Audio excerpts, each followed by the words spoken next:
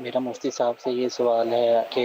اگر ایک بندہ چوری کرتا ہے اور مالک اس کو پکڑ لیتا ہے تو چور کہتا ہے کہ میں نے 1 لاکھ کی چوری کی ہے، مالک کہتا ہے میں 5 لاکھ روپے وصول کروں گا، تو اس میں شرعی حکم کیا ہے؟ قرآن مجید فرقان حمید میں یہ ارشاد فرمایا کہ فَمَنِ اعْتَدَىٰ عَلَيْكُمْ فَاعْتَدُوا عَلَيْهِ بِمِثْلِ مَا اعْتَدَىٰ عَلَيْكُمْ، کہ جو تم پر ظلم و زیادتی کرتا ہے تو تم اس کے اوپر اتنا ہی بدلہ لے سکتے ہو جتنا اس نے تمہارے اوپر ظلم کیا ہے، اس سے آگے بڑھنا جو ہے اس کی شرعاً اجازت نہیں ہے۔ تو جب اس نے 1 لاکھ روپیہ ہی چوری کیا ہے تو اب اس سے 5 لاکھ کا طلب کرنا یہ شرعاً بالکل جائز نہیں ہے۔ اگر اس سے لے لیا اپنے اوپر پیسے تو یہ پیسے اس کو واپس کرنا